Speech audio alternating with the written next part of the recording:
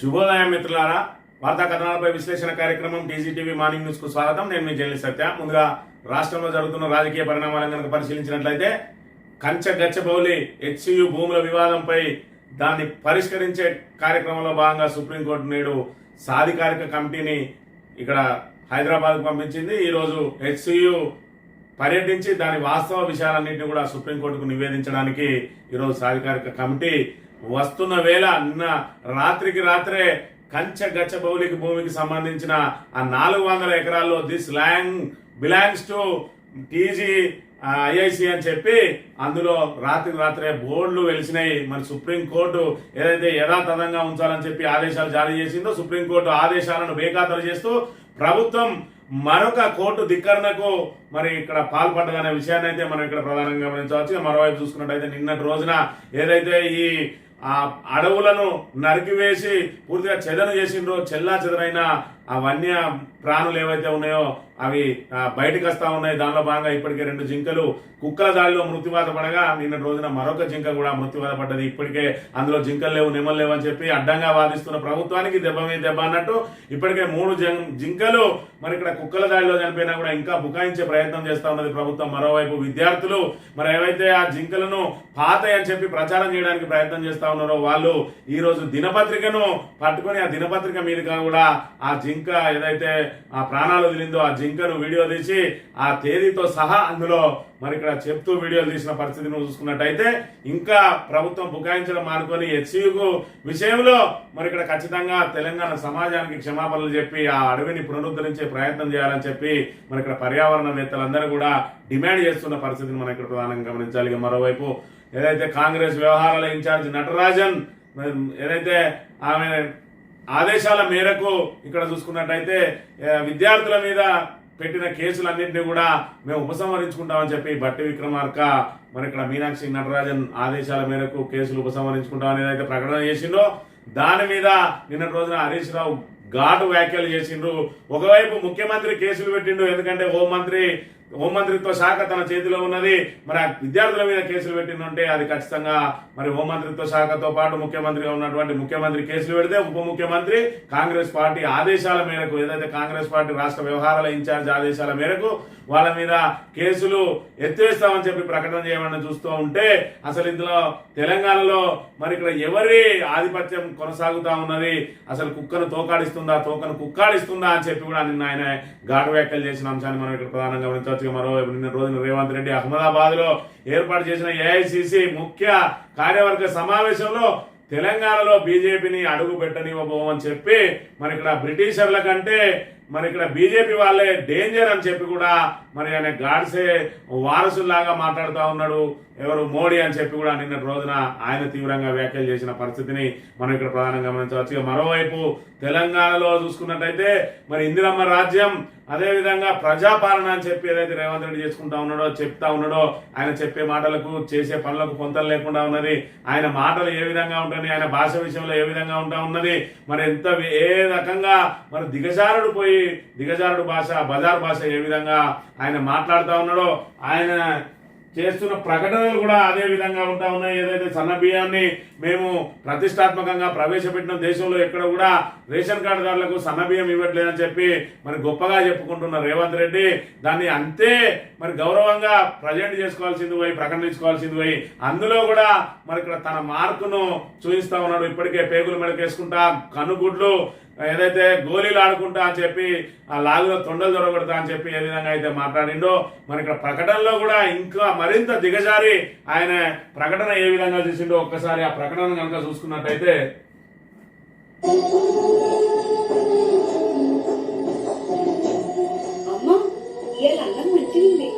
కాంగ్రెస్ సర్కారు సన్నబియ్యం ఇచ్చారు కదమ్మా, మంచిగున్నదా బేటా?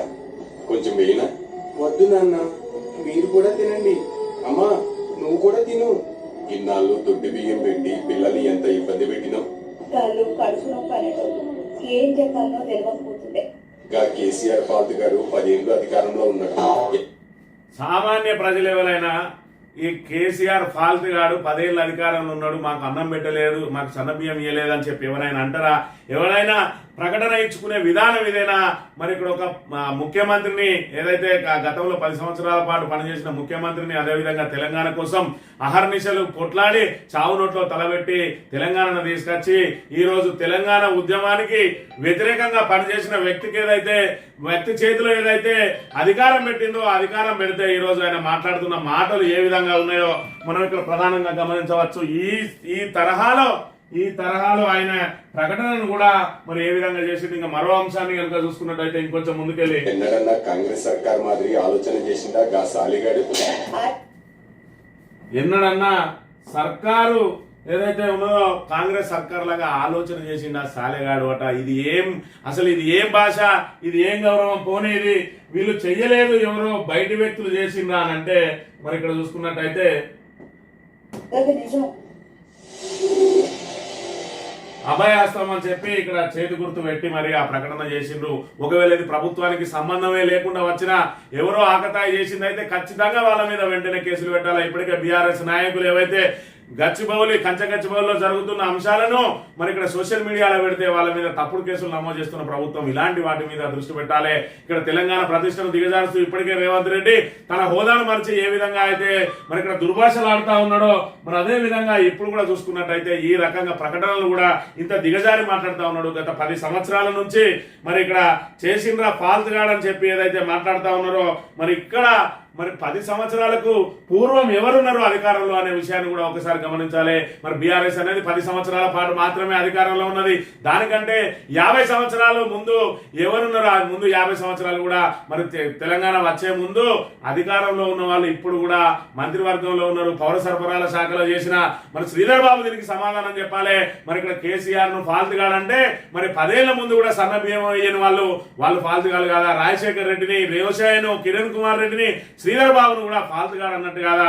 మరి మరొక అడుగు ముందుకేసి సాలేగాడు అని చెప్పి అంటా ఉంటే మరి కేసీఆర్ సాలేగాడు అయితే మరి గతంలో మరి ఏదైతే సన్న బియ్యం ఇయ్యని వాళ్ళను ఏమనాలో మరి ఇక్కడ ప్రభుత్వమే సమాధానం చెప్పాలి. ఇది కనుక ప్రభుత్వానికి సంబంధం లేకుండా వచ్చిన ప్రకటన అయితే ఖచ్చితంగా వాళ్ళ మీద కేసు నమోదు చేసి కఠిన చర్యలు తీసుకోవాలి. ఒకవేళ ప్రభుత్వమే ఇలాంటి ప్రకటన చేస్తే ఇంత దిగజారుతనానికి మరి ఇక్కడ పోయి ఇలాంటి ప్రకటనలు మరి ఇక్కడ ప్రచురించడం ఏ విధంగా సమంజసమో ప్రభుత్వం మరి సిగ్గు తెచ్చుకొని ఇప్పటికైనా ప్రజలకు క్షమాపణ చెప్పాలి, కేసీఆర్ కు క్షమాపణ చెప్పాలని చెప్పి మరి తెలంగాణ వాదులందరూ కూడా డిమాండ్ చేస్తున్న పరిస్థితిని మనం ఇక్కడ ప్రధానంగా గమనించవచ్చు. ఇక వార్తా కథనాలను కనుక పరిశీలించినట్లయితే ముందుగా నమస్తే తెలంగాణలో దంగల్ ఇది అడవి కాదన్నవాడు మూర్ఖుడే.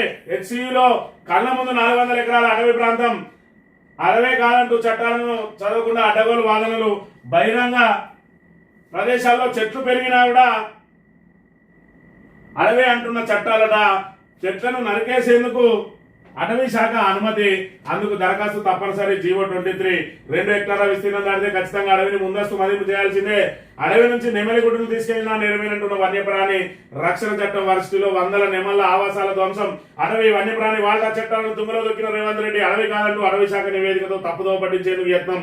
భూమి సర్కారు దాన్ని దౌర్జన్యంగా బోర్డులు అని చెప్పి ఇక్కడ రాత్రే ఇక్కడ బోర్డులు వెలిసినాయి. This land belongs to TGIIC అని చెప్పి ఏదైతే బోర్డులు పెట్టినో మరి సుప్రీంకోర్టు ఆదేశాలను ధిక్కరించినట్ట కాదా అనే విషయాన్ని ఇక్కడ ఒకసారి గమనించాలి. యథాతథ స్థితి అంటే అక్కడ ఎలాగైతే ఉన్నదో అలాగే వదిలేసి అక్కడ ఉన్న యంత్రాలన్నింటినీ కూడా తరలించాలని చెప్పి సుప్రీంకోర్టు ఆదేశాలు జారీ చేస్తే మరి ఇక్కడ ఏదైతే సాధికారిక కమిటీ ఈ రోజు ఏదైతే రాబోతా ఉన్నదో వాళ్ళని తప్పుదో పట్టించడానికి అక్కడ ఆల్రెడీ వాళ్ళు ముందుగానే బోర్డులు నాటుకున్నారని చెప్పి వాళ్ళను మరి ఏదైతే వాళ్ళను డైవర్ట్ చేసే ప్రయత్నం చేస్తా ఉన్నారు. కానీ మరి దాన్ని బయట పెట్టడానికి అక్కడ ఎస్సీ విద్యార్థులు ఉన్నారు, దీని మీద ఫిర్యాదు చేస్తారు. ఖచ్చితంగా ఈ బోర్డు ఎవరైతే పెట్టిందో వాళ్ళు కోర్టు ధిక్కరణకు పాల్పడ్డంటే టీజీఐఐసి అధికారుల మీద సుప్రీంకోర్టు ఖచ్చితంగా చర్యలు తీసుకునే అవకాశం కూడా ఉంటది.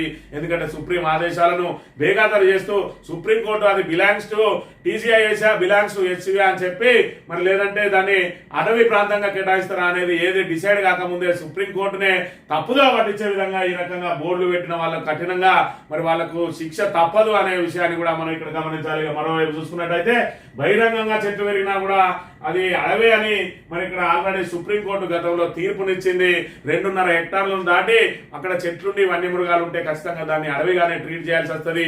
ఒకవేళ మీ సొంత దానిలో అయినా చెట్లు కొట్టే కొట్టేయాలి అని అనుకుంటే ఖచ్చితంగా మరి అటవీ చట్టాలను అనుసరించి మరి దానికి దరఖాస్తు చేసుకుని అటవీ అధికారుల అనుమతితోటి చేయాలంటే మరి ఇక్కడ చూసుకున్నట్టయితే గచ్చబౌలిలో ఎవరి అధికారంతో ఎవరి అనుమతితోటి చేసిర్రు అని అంటే మేమే ప్రభుత్వం మేమే వాళ్ళ దగ్గర అనుమతి తీసుకోవాలన్న చందంగా 100 ఎకరాల్లో అడవిని మరి ధ్వంసం చేసిర్రు. దానికి సంబంధించి ఆల్రెడీ హైకోర్టు రిజిస్ట్రార్ ఇప్పటికే సుప్రీంకోర్టుకు నివేదిక ఇవ్వడం, సుప్రీంకోర్టు సీరియస్ కావడం, దాని తర్వాత తదనంతర పరిణామాల్లో ఏదైతే జింకలు మరి ఇక్కడ గుంపులుగా వెళ్ళినాయి, అదేవిధంగా నెమళ్ళు అరిచిన వీడియోలన్నీ కూడా సుప్రీంకోర్టు చూసి దాని మీద సుమోటోగా తీసుకుంటే అదంతా తప్పు అని చెప్పి తప్పుదో పట్టించే కార్యక్రమంలో భాగంగా అదంతా ఆర్టిఫిషియల్ ఇంటెలిజెన్స్ ద్వారా మరి వీడు చేసిన తప్ప అందులో నెమళ్ళు అరుపులు లేవు, నెమళ్ళు లేవు, జింకలు లేవు అని చెప్పి మరి ఇక్కడ వితండవాదాలను తెర మీదకి తీసుకొని వచ్చి ఆ ఎవరైతే మరి వాటన్నిటిని నిజాలను సోషల్ మీడియా ద్వారా బయటపెట్టిందో వాళ్ళందరి మీద కూడా కేసులు పెడుతూ సుప్రీంకోర్టు తప్పుదో పట్టించే ప్రయత్నం చేస్తా ఉన్నది. కానీ మరి ఇక్కడ కర్మ సిద్ధాంతం ప్రకారం కర్మ అనేది మనం ఏం చేస్తే అది మనకు తిరిగి మరి వడ్డీతో సహా చెల్లిస్తుంది అన్న చందంగా ఈ రోజు రేవంత్ రెడ్డి ఎంత కప్పిపుచ్చుకునే ప్రయత్నం చేస్తున్నప్పటికీ కూడా అందులో ఉన్న జింకలు ఏవైతే జనావాసాల్లోకి వచ్చినట్టు కూడా బురుడి కొట్టించే ప్రయత్నం చేసి అవి ఇక్కడి కాదు ఎక్కడి అని చెప్పే ప్రయత్నం ఏదైతే రేవంత్ రెడ్డి చేస్తా ఉన్నాడో దానికి మరి ఇక్కడ చెంపపెట్టు లాగా ఏదైతే కుక్కల దాడిలో రోజుకొక జింక చనిపోతా ఉన్నది, ఫిజికల్ గా అక్కడ కనబడతా ఉన్నది, పోస్ట్ మార్టం రిపోర్ట్లు ఉంటా ఉన్నాయి. మరి అదే విధంగా వాటిని కూడా అధికార దుర్వినియోగంతో అవి ఎక్కడియో పాతాయి అని చెప్పి మరి ఇక్కడ బుకాయించే ప్రయత్నం చేస్తూ ఉంటే విద్యార్థులు మరి యూనివర్సిటీ విద్యార్థులు అక్కడ పీజీలు చేసేవాళ్ళు, పిహెచ్డీలు చేసేవాళ్ళు ఉంటారు, నీకంటే నాకంటే తెలివి కల వాళ్ళు అనేక మంది ఉంటారు. కాబట్టి వాళ్ళు ఆ రోజు పేపర్ను అక్కడ దానికి పెట్టి ఆ డేట్ కనబడే విధంగా పెట్టుకుంటూ ఆ జింకను వీడియో తీసి ఇది ఫలానా తేదీ ఈ రోజు దీన్ని కూడా ఇంకా ఆర్టిఫిషియల్ ఇంటెలిజెన్స్ అని చెప్పి మోసం చేయకండి అని చెప్పి కూడా ఆ వీడియోలు తీస్తూ ఆ వీడియోలను సోషల్ మీడియాలో పోస్టులు చేస్తున్న వేళ ప్రభుత్వం పూర్తి రికార్డులో పడ్డది. 400 ఎకరాల భూమిలో మరి ఖచ్చితంగా ఇక్కడ ప్రభుత్వం తప్పు చేసింది అని చెప్పి మరి తేటతెల్లమవుతున్న అంశాన్ని మరి ఇక్కడ ప్రధానంగా గమనించాలి. అది అడగా ఎందుకంటే గోదావరిమన్ తిరుమలకు పాడు వర్సెస్ కేంద్రం కేసులో సుప్రీం తీర్పు అది ప్రైవేట్ భూమి కానీ సర్కార్ జాగా కానీ కనీసంగా 10 హెక్టార్లకు మించిన విస్తీర్ణంలో చెట్లు విస్తరిస్తే అది అడవినని దేశ అత్యున్నత న్యాయస్థానం సుప్రీంకోర్టులో ఆల్రెడీ తీర్పు ఇచ్చింది. మరి ఇక్కడ తీర్పు ఇచ్చిన దాని ప్రకారం ఇక్కడ ఖచ్చితంగా అది ప్రభుత్వ భూమా, ప్రైవేట్ భూమా, హెచ్యూ భూమా అనేది పక్కకు పెడితే పర్యావరణ పరిరక్షణ కోసం ప్రభుత్వాలు ఖచ్చితంగా పూనుకోవాలి. ప్రభుత్వాలే ప్రకృతిని విధ్వంసం చేస్తే ఇంకా ఎవరికి చెప్పుకోవాలి. హైదరాబాద్ కు లంగ్ స్పేస్ లాంటి మరి కంచగచ్చిబౌలి భూములను ఇప్పటికైనా ప్రభుత్వం మరి ఇక్కడ ఏదైతే అందరి అభిప్రాయాలను మరి ఇక్కడ పరిగణలోకి తీసుకోవాలి. మరి మీరు పరిగణలోకి తీసుకున్నా తీసుకోకపోయినా మరి ఇక్కడ కోర్టులు ఉన్నాయి, ఖచ్చితంగా అవి చూస్తూనే ఉన్నాయి. కోర్టు కళ్ళకు ఆల్రెడీ గంటలు విప్పేసిండ్రు, మరి అన్ని చూస్తా ఉన్నాయి కోర్టులు. అందుకే సుమోటోగా మరి ఇక్కడ కేసును తీసుకున్నది సుప్రీంకోర్టు. ఖచ్చితంగా అది కంచగచ్చిబౌలి భూములు హెచ్యూకే చెందుతాయి. ఖచ్చితంగా దాన్ని అటవీ ప్రాంతంగానే మరి ఇక్కడ ఏదైతే వన్యప్రాణులన్నింటినీ కూడా సంరక్షించాల్సిన బాధ్యత మరి ప్రభుత్వమే తీసుకోవాల్సి ఉంటుంది. ఆ చట్టాన్ని పునరుద్ధరించాల్సిన బాధ్యత కూడా మరి ఇక్కడ తీసుకోవాల్సి ఉంటుంది. ఇక్కడ చూసుకున్నట్టయితే ఇక్కడ మరో జింక బలి కంచగచ్చిబౌలి భూముల్లో ఉన్నది అడవే కాదన్న రేవంత్ సర్కార్ కు మరో జింక మరణం చెప్పబెట్టుగా నిలిచిందని చెప్పి వరుసగా 3వది ఇక్కడ చూసుకున్నట్టయితే విద్యార్థులు లాటిట్యూడ్ ఏ ఏరియా ఎక్కడ అన్నది మొత్తం చూసుకుంటా ఇది శేర్లింగంపల్లికి సంబంధించింది. మరి దీనికి సంబంధించి 9/4/2025 6:55 సాయంత్రం ఇది తీసిండ్రు. మరి ఇక్కడ ఎందుకంటే మీరు ఆర్టిఫిషియల్ ఇంటెలిజెన్స్ అని ఏదైతే విద్యార్థులను తప్పుదో పట్టించే ప్రయత్నం చేస్తా ఉన్నారో, తెలంగాణ సమాజాన్ని తప్పుదో పట్టించే ప్రయత్నం ఏదైతే చేస్తా ఉన్నారో దానికి మరి విద్యార్థులు కూడా ఇక్కడ ఘాటుగానే స్పందిస్తా ఉన్నారు. ఇక్కడ చూసుకున్నట్లయితే హిందూ పేపర్ కు సంబంధించి ఇక్కడ డేట్ తో సహా ఈరోజు ఏప్రిల్ 9 డేట్ ఇక్కడ చూసుకున్నట్టయితే 2025 హిందూ పత్రిక దీనికి సంబంధించి అర్జెంట్గా 2025 హెచ్యూ క్యాంపస్ లో ఉన్నాం. చూసినట్టయితే మరో జింక చనిపోయింది ఇక్కడ.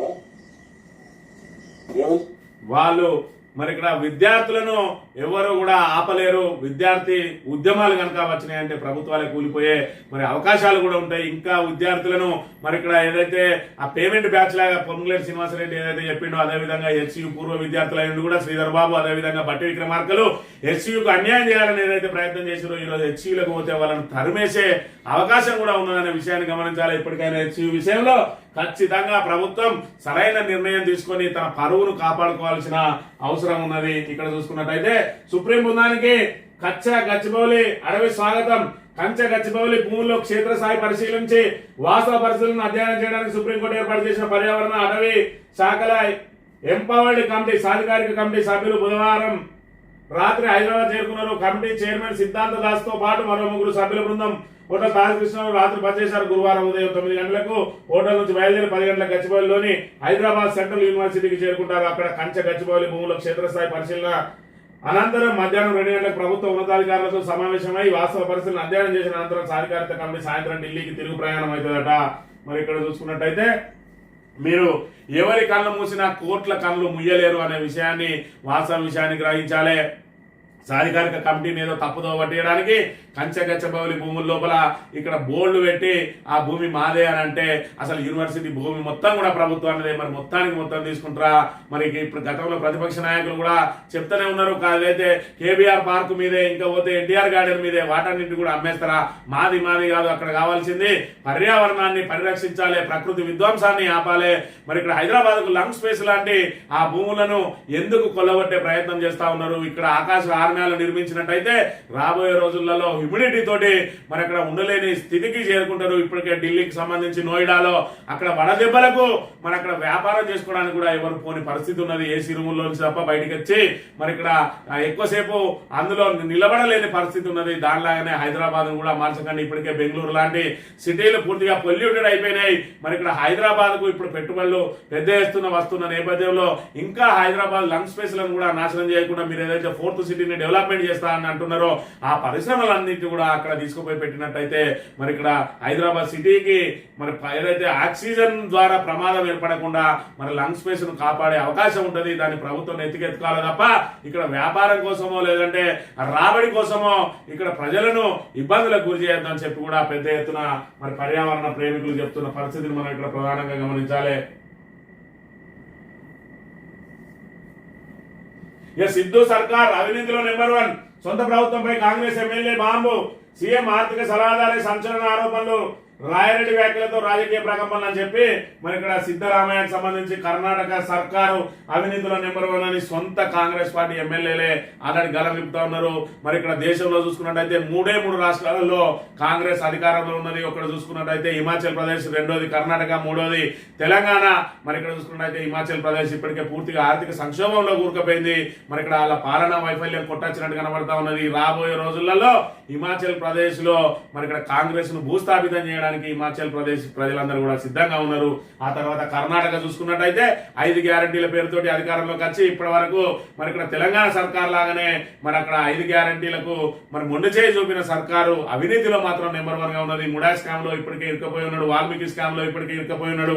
మరి పూర్తి స్థాయిలో ఏది చూసినా అది కాంగ్రెస్ అంటే కాంగ్రెసే అన్నట్టుగా మరి అక్కడ కర్ణాటక నిలుస్తా ఉన్నది. తెలంగాణలో చూసుకున్నట్టయితే మరి అక్కడ లగచర్ల భూములని, ఇక్కడ ఎస్సీ భూములని, అదే విధంగా మరి మూసి పరివాహక ప్రాంత భూములు అని చెప్పి భూముల మీద పడి దోసుకునే ప్రయత్నం చేస్తా ఉన్నారని చెప్పి పెద్ద ఎత్తున ఆరోపణలు వెలువడుతున్న నేపథ్యంలో 3 రాష్ట్రాల్లో కూడా కాంగ్రెస్ పూర్తిగా దిగజారిపోయింది అనే విషయాన్ని అయితే మనం ఇక్కడ ప్రధానంగా గమనించాలి. ఇక ఫోటోల కోసం అయితే మేము రాము, సమయం ఇచ్చి చర్చిస్తామంటేనే వస్తాం. చర్చల తర్వాత ఎస్ఆర్ నో చెప్పాల్సిందే. డిమాండ్లపై ఎలాంటి చర్యలు తీసుకున్నారు? శాఖల నుంచి వివరాలు తెప్పించుకున్నారు. ఆ ప్రిన్సిపల్ సెక్రటరీలు నోటు సిద్ధం చేసిండ్రు. ఇవేమీ లేకుండా చర్చలు అంటే ఎలా నమ్మేది? ఎవరిని మోసం చేద్దాం అనుకున్నారు? డిప్యూటీ సీఎం పేజీలో ఉన్నతాధికారులతో ఉద్యోగ సంఘాల జేఏసీ నేతల వ్యాఖ్యలు. ఉద్యోగ జేఏసీతో 12న చర్చలు అనుమానమే అని చెప్పి ఒకవైపు ఇక్కడ ఆర్టీసీ సమ్మె సైరన్ మోగింది. మే 6వ తేదీ నుంచి మరి ఇక్కడ వాళ్ళు స్ట్రైక్ చేయబోతా ఉంటున్నారు. అదేవిధంగా రెండోది ఉద్యోగ చేసి వాళ్ళు కూడా నిరసన కార్యక్రమాలకు తెరలేపిండ్రు. మరి దశల వారీగా నిరసనలు చేసి ఆ తర్వాత సమ్మెకు పూనుకోవడానికి ప్రయత్నం చేస్తున్న వేళ మరి వీళ్ళతోటి 12వ తేదీన మరి చర్చలు జరుపుదామని చెప్పి ప్రభుత్వం వాళ్ళని ఆహ్వానించింది డిప్యూటీ సీఎం. దాంతో వాళ్ళు మరి కరాఖండిగా అడుగుతా ఉన్నారు, సమయం ఇచ్చి చర్చిస్తామంటేనే వస్తాం తప్ప ఏదో ఫోటోల కోసం మమ్మల్ని వెళ్తే మాత్రం మేము రానుగాక రాము. దానికి సంబంధించి మరి డిమాండ్ల మీద ఎలాంటి చర్యలు తీసుకున్నారో మాకు ముందే చెప్పండి. శాఖల నుంచి వివరాలు తెప్పించుకున్నారా? ప్రిన్సిపల్ సెక్రటరీలు నోట్లు సిద్ధం చేసిండ్రా? ఇవేమీ లేకుండా మరి మీరు చర్చలు అంటే మేము ఎలా నమ్మాలి? మరి దీని మీద అని చెప్తే ఇప్పుడు 12వ తేదీన జరగబోయే చర్చల మీద ప్రతిష్టంభన నెలకొన్నది అనే విషయాన్ని అయితే మనం ఇక్కడ ప్రధానంగా గమనించాలి. ఇక మొన్న చూసినాం 2022-23కు సంబంధించి మరి ఇక్కడ ఏదైతే గ్రామీణ ప్రాంతాలకు సంబంధించిన అభివృద్ధి పచ్చదనంలో మళ్ళీ తెలంగాణ మరి ముందుకు దూసుకుపోయింది అని అంటే మరి ఇది పూర్తిగా ఏదైతే కాంగ్రెస్ ప్రభుత్వం రాకముందుకు సంబంధించిన గణాంకాల విషయం.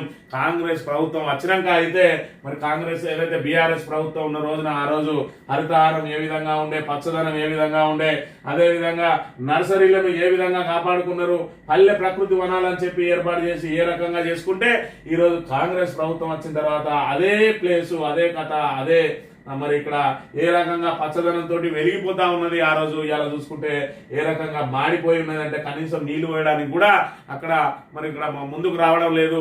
ఎందుకంటే ఇప్పటికే ఏదైతే మరి ఫిబ్రవరిలో అయిపోయినాయి, మరి ఈ ఫిబ్రవరి కూడా అయిపోయింది, సంవత్సరం అయిపోయింది. మరి ఇక్కడ అయినా కూడా ఇప్పటి వరకు ఎలాంటి మరి ఏదైతే దానికి సంబంధించిన పాలక వర్గాలను ఏర్పాటు చేయడానికి, స్థానిక సంస్థల ఎన్నికలు నిర్వహించడానికి ప్రభుత్వం మరి ముందు ఏదైతే సిద్ధంగా లేకపోవడంతో పల్లెల్లో పాలన పూర్తిగా పడకేసింది. పచ్చదనం కాస్త, హరితహారం కాస్త పూర్తిగా చెట్లన్నీ మరి ఏదైతే కేసీఆర్ హయాంలో దాన్ని ఒక విప్లవాత్మకంగా ఏర్పాటు చేసిండు హరితహారం కార్యక్రమాన్ని. ఊరూరా చెట్లు నాటి ఊరూరా ప్రతి గ్రామానికి కూడా నర్సరీని ఏర్పాటు చేసి, పల్లె ప్రకృతి వనాలను ఏర్పాటు చేసి మరి ఇక్కడ పచ్చదనాన్ని పెంపొందిస్తే ఈ రోజు మరి ఇక్కడ ఏదైతే గ్రామ పంచాయతీలకు పాలక వర్గాలు లేక, పాలన పడికేసి, నిధులు లేక, కేంద్రం నుంచి నిధులు రాక, స్టేట్ నుంచి నిధులు రాక, పూర్తిగా కార్యదర్శులు ఏం చేయలేక చేతులెత్తేసిరు. కనీసం వాటికి నీళ్లు పోసే నాదులే లేక ఏ రకంగా మాడిపోతా ఉన్నాయి అనే విషయాన్ని ఇక్కడ మనం ప్రధానంగా గమనించాలి. కాంగ్రెస్ వచ్చిన తర్వాత ఇక పాలన పల్లెల్లో హరితహారం విషయంలో కానీ, పాలన విషయంలో కానీ, ఇక మనం ఎదుర్కొంటున్న సమస్యల విషయంలో కానీ, సంక్షేమ పథకాల అమలు విషయంలో కానీ, 420 హామీలను అమలు చేయడంలో కానీ సర్కారు ఏ రకంగా విఫలమైంది. కేవలం సన్నబియ్యం ఇచ్చి ఇక తన్నుకు సావండి అన్న చందంగా ఈ రోజు సన్నబియ్యం మీద ఎలాంటి దిగజారుడు ప్రకటనలు ఇస్తుందో కూడా మనం ఇక్కడ చూస్తున్నాం. ఏదైతే ఫాల్తుగాళ్ళని, సాలెగాళ్ళని మరి ఇక్కడ ఒక అధికారిక ప్రకటనలో ఒక ప్రభుత్వం ఇచ్చే ప్రకటనలు ఈ విధంగా ఉంటాయా అనే విషయాన్ని ఒకసారి గమనించాలి. ఒకవేళ అదే నిజంగా ప్రభుత్వం కనుక ఇచ్చి ఉండకపోతే, మరి ఇక్కడ కాంగ్రెస్ అధికారికంగా మరి ఆ ప్రకటన కనుక తయారు చేసి ఉండకపోతే అది ఎవరు చేసిరో వాళ్ళ మీద కఠిన చర్యలు చేపట్టాలని చెప్పి యావత్ తెలంగాణ సమాజం అంతా కూడా డిమాండ్ చేస్తా ఉన్నది. ఒకవేళ నిజంగానే అది మరి ఇక్కడ కాంగ్రెస్ పార్టీయో ప్రభుత్వం కనుక ఆ ప్రకటన రిలీజ్ చేసినట్టయితే తక్షణం కేసీఆర్ కు అదేవిధంగా తెలంగాణ సమాజానికి వాళ్ళు క్షమాపణ చెప్పాల్సిన అవసరం ఉన్నది. కేసీఆర్ కృషి, పంచాయతీ కృషి, పంచాయతీల పురోగతి సూచికలో దేశంలోనే 2వ స్థానం. 2022-23 నాటికి దేశవ్యాప్తంగా పురోగతి సాధించిన గ్రామాల్లో తెలంగాణ నుంచి 270 పంచాయతీలు ఎంపిక. నాటి శ్రమ ప్రాధాన్యం కారణంగానే నేటి ఫలాలు. పల్లె ప్రగతికి మరి అలా చూసుకున్నట్టయితే ఏదైతే పురోగతి సాధించిన గ్రామాల్లో తెలంగాణ నుంచి 270 అట. అదే 23, 24 మరి 24, 25 కనుక బేరేజ్ వేసుకున్నట్టయితే మనం ఇక్కడ 2వ స్థానంలో ఉన్నాం. కింది నుంచి కూడా 2వ స్థానంలో ఉన్నాం. ఎందుకంటే ఇక్కడ చూస్తా ఉన్నాం మన పరిపాలన, మన పాలన ఏ విధంగా ఉన్నది, తెలంగాణ సర్కార్ పాలన వైఫల్యాలు ఏ విధంగా ఉన్నాయో మనకు కొట్టొచ్చినట్టు కనబడుతున్న అంశాన్ని అయితే మనం ఇక్కడ ప్రధానంగా గమనించాలి.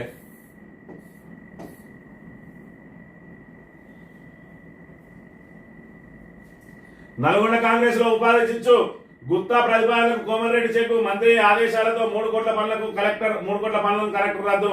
సీరియస్ గా తీసుకున్న మండలి చైర్మన్ గుత్తా వివరణ కోరుతూ అసెంబ్లీ సెక్రటరీ నోటీస్. ఇక్కడ చూసుకున్నట్టయితే కొత్త కాంగ్రెస్, పాత కాంగ్రెస్. కాంగ్రెస్ లో ఏదైతే అధికారంలోకి వచ్చిన తర్వాత చేరిన వాళ్ళు అధికారికం కంటే ముందు పాత కాంగ్రెస్ వాళ్ళకు మధ్య అసలే పచ్చడం లేదు. ఎక్కడ చూసుకున్నా కూడా పై స్థాయి నుంచి మొదలు పెడితే కింది స్థాయి వరకు కూడా కింది కార్యకర్తలకు కూడా పచ్చడం లేదు. ఎవడైతే మరి ఇక్కడ అధికారం వచ్చిన తర్వాత వాళ్ళు వచ్చి ఇక్కడ ఏదైతే ఫ్లెక్సీలు కట్టి ఇవి కట్టి మమ్మల్ని డామినేట్ చేసుకుంటూ వాళ్ళే ముందు వరుసలో ఉంటానని చెప్పి కింది స్థాయి కార్యకర్తలు మొత్తుకుంటా ఉన్నారు. అదే విధంగా జగిత్యాలలో చూసుకున్నట్టయితే జీవన్ రెడ్డికు, సంజయ్ కుమార్ కు అక్కడ గొడవలు జరుగుతా ఉన్నాయి. జీవన్ రెడ్డి అయితే నేనే ఈ పార్టీని విడిచిపెట్టిపోదాం అనుకుంటున్నా, మీరెందుకు వచ్చిందని చెప్పి కొత్తగా బీఎస్పీ నుంచి చేరిన ఓ నాయకులతో ఆయన బహిరంగంగానే వ్యాఖ్యానించిండు. నిన్నటి రోజు కూడా ఆయన బహిరంగ వ్యాఖ్యలు చేసిండు. మరి ఇక్కడ ఎవరు రమ్మన్నా నిన్ను వచ్చి మా మీద నీ అజమాయిషి ఏందని చెప్పి బాగా చెప్తా ఆయన అడుగుతా ఉన్నాడు. ఇక్కడ చూసుకున్నట్లయితే గుత్తా సుఖేందర్ రెడ్డి ఆయన మండలి చైర్మన్, ఆయన బీఆర్ఎస్ నుంచి మండలి చైర్మన్ అయి కాంగ్రెస్ లో చేరిండు. అక్కడ కోమటిరెడ్డి వెంకటరెడ్డి మరి ఆయన ఆధిపత్యానికి చెక్ పెట్టడానికి ఆయన ఏదైతే 3 కోట్ల వర్కులు ఇచ్చిందో కలెక్టర్ ద్వారా వాటిని రద్దు చేయిస్తే మరి ఇక్కడ అసెంబ్లీ సెక్రటరీ ద్వారా వివరణ క్షమాపణ కోరినట. ఆయన కూడా తనకున్న ఏదైతే విస్తృత అధికారాలను ఉపయోగించి కలెక్టర్ మీద ఒత్తిడి తెచ్చే ప్రయత్నం చేస్తా ఉన్నాడు. ఏదేమైనా కూడా వీళ్ళ వర్గపోరుతోటి ఇప్పటికే మరి ఇక్కడ ప్రజలకు సౌకర్యాలు అందక నానా ఇబ్బందులు పడతా ఉంటే వీళ్ళ వర్గపోరుతోటి ఆ మాత్రం అభివృద్ధి కూడా మరి ఎలాంటి అభివృద్ధి జరగకుండా ఒకవైపు అభివృద్ధి కుంటుపడతా ఉన్నది, మరోవైపు ఇక్కడ సీనియర్ కాంగ్రెస్ నాయకులు ఎవరైతే ఉన్నారో కొత్తగా చేరిన వాళ్ళతోటి మరి ఇబ్బందులు పడతా ఉన్నారు. వాళ్ళ పైరవీల కోసమే తమ పార్టీ మారిండు అని చెప్పి కూడా వాళ్ళు బహిరంగంగానే వ్యాఖ్యానిస్తున్న పరిస్థితిని కూడా మనం ఇక్కడ గమనించాలి. ఇక నేడు యూనివర్సిటీల బంద్, అన్ని యూనివర్సిటీల కాంట్రాక్ట్ అధ్యాపకుల జేఏసీ పిలుపు, క్రమబద్ధీకరణ డిమాండ్ తో అసిస్టెంట్ ప్రొఫెసర్ల పోరుబాట, జేఏసీ నేతల అరెస్టు, ఎక్కడికక్కడ అడ్డగింత, గృహ నిర్బంధం, ఉన్నత విద్యామండలి ముట్టడించిన కాంట్రాక్ట్ అధ్యాపకులు అని చెప్పి యూనివర్సిటీలలో కాంట్రాక్ట్ అధ్యాపకులు ఎవరైతే ఉన్నారో వాళ్ళందరినీ రెగ్యులరైజ్ చేయాలని చెప్పి వాళ్ళందరూ కూడా పోరాటం చేస్తా ఉన్నారు. నేడు యూనివర్సిటీలు అన్నింటినీ కూడా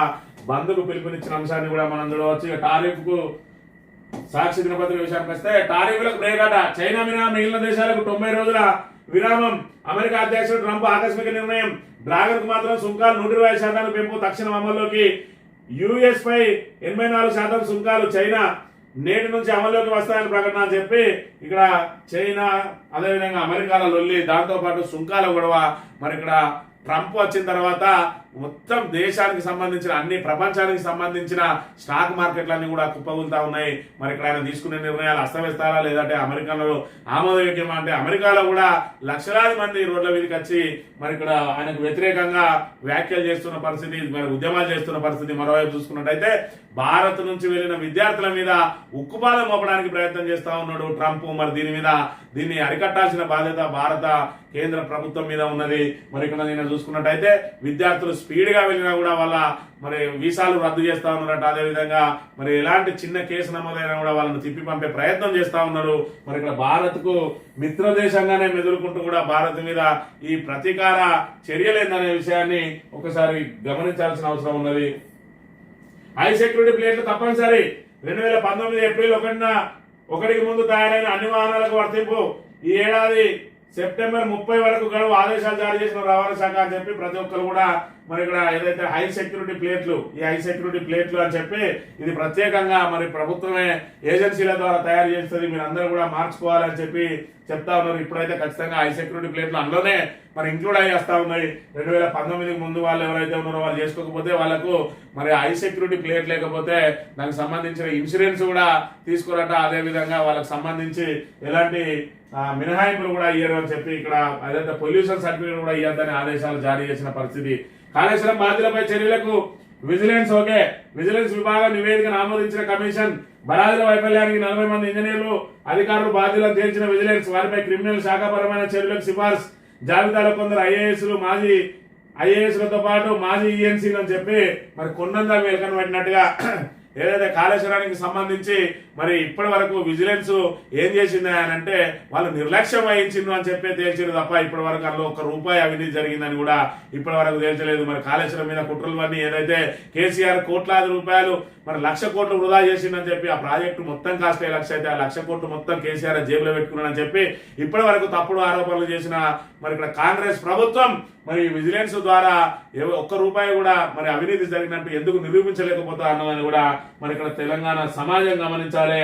ఇక్కడ 7వ బ్లాక్ ను పునరుద్ధరించినట్టయితే ఇప్పటికే మళ్ళీ గోదావరి నిండుకుండలా ఉండేది, ఇప్పుడు గోదావరిని ఎడారిగా మార్చి తాగునీటికి కూడా కటకట తీసుకొచ్చిన కాంగ్రెస్ ప్రభుత్వం ఇంకెన్ని రోజులు ఏమార్చి ప్రజలను ఏమార్చి బీఆర్ఎస్ గత ప్రభుత్వం మీద బురద జల్లుతుందనే విషయాన్ని కూడా ప్రజలందరూ మరి గమనించాల్సిన అవసరం ఉన్నది. ఆంధ్రజ్యోతి విషయానికి వస్తే హెచ్యూకే అత్యధిక భూములు, మిగిలింది 1630 ఎకరాలు, అయినా సెంట్రల్ వర్సిటీల్లో టాపు. పాత తరం వర్సిటీలకు భారీగా భూ కేటాయింపులు, కొత్త తరం వర్సిటీలకు 150 నుంచి 500 ఎకరాలే. భారీగా భూములున్న సెంట్రల్ వర్సిటీలో వినియోగం తక్కువే, 20% మించి వాడుకొని పోయినాం. విద్యార్థుల సంఖ్యకు విస్తీర్ణానికి పొందలేదు. సెంట్రల్ వర్సిటీ ఏర్పాటుకు 500 ఎకరాల చాలన్న యూజీసీ. రాష్ట్రంలో జేఎన్టీహెచ్ ముఖ్యమంత్రి చదివిన ముఖ్యమంత్రి మా దండిగా చదివిండు. జేఎన్ఏఎఫ్ఏయులకు సొంత భూములే లేదట, లీజ్ భూములనే కొనసాగుతున్న 2 విశ్వవిద్యాలయాలు. అంటే వీడు ఏం చెప్పదలుచుకున్నాడు ఆంధ్రజ్యోతి కిట్టిగాడు అని అంటే రేవంత్ రెడ్డి భూములు అమ్మేది కరెక్టే, మరి ఇక్కడ 1630 ఎకరాలు ఉన్నది, 500 ఎకరాలు చాలు, ఇంకా 1000 ఎకరాలు కూడా అమ్ముకోవచ్చు ఈ భూమి కాక అని చెప్పి చెప్తా ఉన్నాడు వీని పైత్యం. మరి ఇక్కడ ఒకవైపు విద్యార్థులు తమ వర్సిటీలో ఉన్న పర్యావరణాన్ని ప్రకృతి విధ్వంసాన్ని కాపాడడానికి మన తెలంగాణ సమాజం అంతా కొట్లాడుతుంటే ఆంధ్ర ప్రాంతానికి చెందిన ఈ కిట్టిగాడు ఇవాళ రేవంత్ రెడ్డి విసిరే ఎంగిల్ మెతుకులకు రేవంత్ రెడ్డి ఏడా ఎంగిల్ మెతుకులు విసుకుతున్నాయనంటే ఇక ఇది ఇక్కడ ఏది యంగ్ ఇండియా పోలీస్ స్కూల్ అట. ఆ పోలీస్ స్కూల్ మొత్తాన్ని ఏర్పాటు చేస్తా కూడా ఈ పత్రికలకు ఇచ్చే మరి అడ్వర్టైజ్మెంట్ల ఖర్చు అంతా కాదు.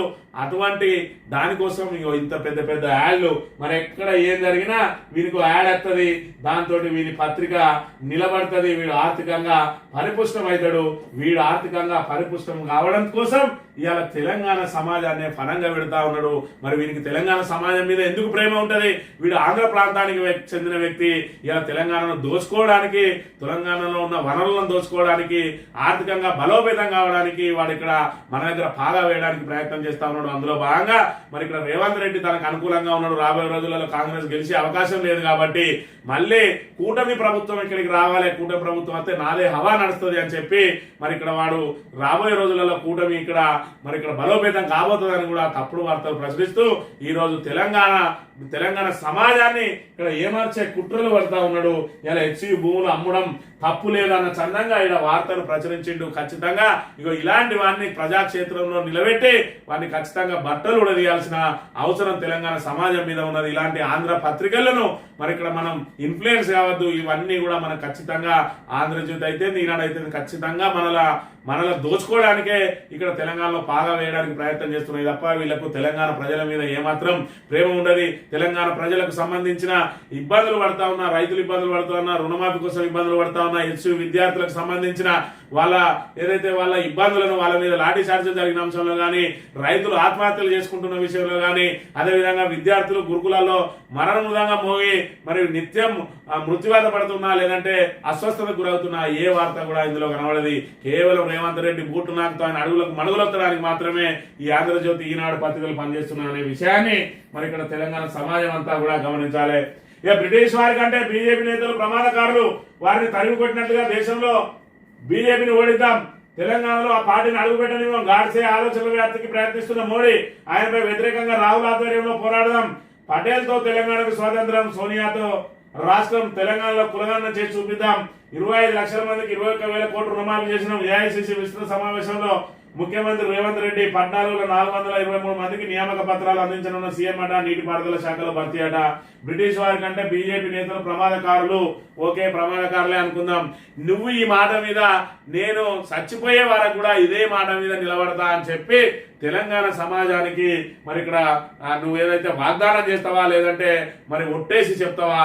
నువ్వు సోనియాను బలిదేవత అన్నావు. కాంగ్రెస్ అంటేనే అది స్కాములు చేయకపోతే మనం ఆశ్చర్యపోవాలి. స్కాములు చేస్తుంది కాంగ్రెస్ అంటేనే స్కాములు అన్నావు. మరి ఇక్కడ కాంగ్రెస్ నానా బూతులు తిట్టినావు. మరి రేవంత్ రెడ్డి నువ్వు రాహుల్ గాంధీని నానా బూతులు తిట్టినావు. సోనియా గాంధీని బలిదేవత 1200 బలి తీసుకునే సోనియా గాంధీ అన్నావు. ఇవాళ కాంగ్రెస్ లో చేరి మళ్ళీ తల్లి సోనియాతోటే రాష్ట్రం వచ్చింది అని అంటావు. మరి ఇయ్యందేవులు రాష్ట్రం అనే విషయాన్ని ఇక్కడ మరి తెలంగాణ సమాజానికి తెలుసు.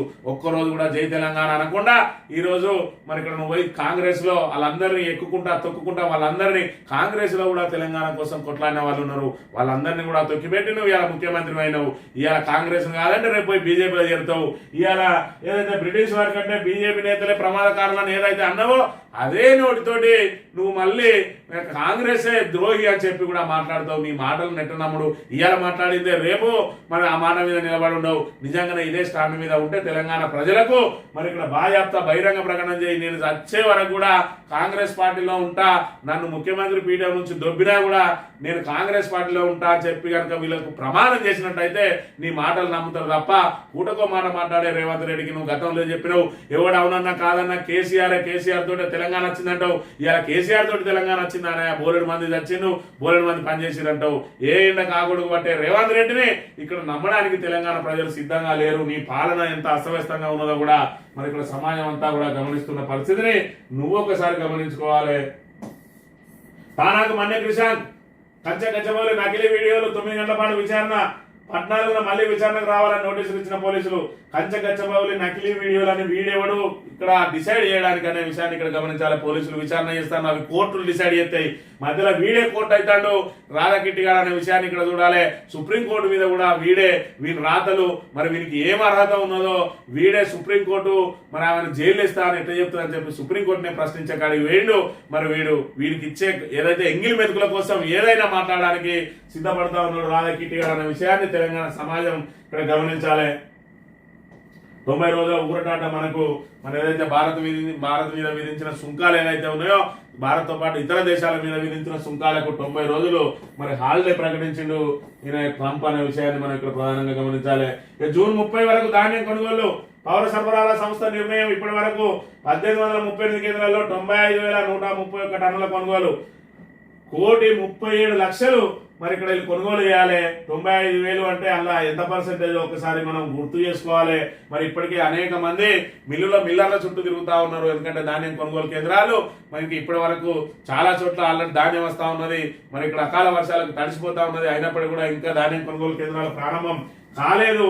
మరి వాటికి కూడా ఒకసారి ఖచ్చితంగా ఏదైతే 1,30,00,000 ఉన్నాయో అన్ని కూడా చివరి గింజ వరకు కూడా ఖచ్చితంగా కొనాల్సిన బాధ్యత మరి ఇక్కడ ప్రభుత్వం మీద ఉన్నది అనే విషయాన్ని మరి ఇక్కడ గమనించి ప్రభుత్వం ఖచ్చితంగా మరి ఏదైతే ధాన్యం కొనుగోలు విషయంలో అదేవిధంగా సన్నవాట్లు ఎవరైతే పండిస్తారో వాళ్ళకి సంబంధించి పూర్తి స్థాయిలో వాళ్ళకి బోనస్ ను కూడా తక్షణం అందించే విషయంగా ఇప్పటికి కూడా గత పంటకు సంబంధించిన బోనస్ రాక అనేక మంది ఇబ్బంది పడుతూ ఉన్నారు. అదేవిధంగా రైతు భరోసాకు సంబంధించి ఏదైతే మరి ఇక్కడ జనవరి 26వ తేదీని వేస్తా అని చెప్పి ఆ తర్వాత మాట మార్చి మరి మార్చి 31 లోపు వేస్తామని చెప్పి నువ్వు ఇప్పటికీ మరి 10వ తేదీ వచ్చింది, 10వ తేదీ ఏప్రిల్ అయినప్పటికీ కూడా ఇప్పటి వరకు ఇంకా రైతు భరోసా అందలేదు. దాని మీద దృష్టి పెట్టాలి. సన్నబియ్యం అని చెప్పి ఆ సన్నబియ్యం పెట్టుతోటే మొత్తం ఇక రాష్ట్ర వ్యాప్తంగా ఇక ఏది అవసరం లేదు మాకు సన్నబియ్యం చాలని చెప్పి మొత్తం పేదలందరూ కూడా మీ వెంట పడుతున్నట్టు ఈ ఒక్కటి చాలు ఇక మీ జీవితానికి అన్నట్టుగా ఆ పెద్ద హైప్ క్రియేట్ చేసుకోవడం మానుకొని ఇప్పటికైనా మీరు ఇచ్చిన 6 గ్యారెంటీలు అదేవిధంగా 420 హామీలను అమలు చేసే ప్రక్రియను అదేవిధంగా హెచ్యు భూ వివాదాన్ని మరి ఇక్కడ దానికి తెరవేయాల్సిన బాధ్యత కూడా మరి ఇక్కడ ప్రభుత్వం మీదనే ఉన్నది. ఇంకా కోర్టులతోటి మొట్టికాయలు వేయించుకోకుండా హుందాగా వ్యవహరించి అదేవిధంగా సన్నబియ్యం విషయంలో ఏదైతే ఇలాంటి మరి ఇక్కడ దిగజారుడు ప్రకటనలు మానుకొని మరి హుందాగా వ్యవహరించి ఇప్పటికైనా తెలంగాణ ప్రతిష్టను మరి దేశంలో పూర్తిగా దిగజారకుండా చూడాల్సిన బాధ్యత రేవంత్ రెడ్డి మీద ఆయనకు సలహాలు ఇచ్చే శ్రీధర్ బాబు మీద ఇతర మంత్రుల మీద కూడా ఉన్నదాన్ని గుర్తు చేస్తూ ఇది ఈ రోజు మార్నింగ్ న్యూస్. రేపు వెళ్తాం. Thank you very much.